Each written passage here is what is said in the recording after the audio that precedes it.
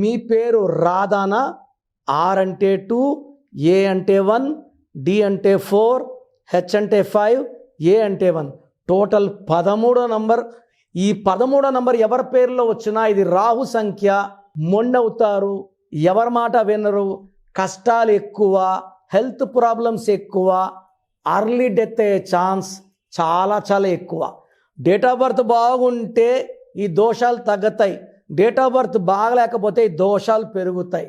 రాధాలో 13 రాహు, చికాకులు అండ్ మృత్యు నంబర్ ఉంది. మీ పేరులో బలం ఎంత? సో ప్రతి ఒక్కరు కూడా వాళ్ళ పేరులో బలం ఎంతో తెలుసుకోవాలి.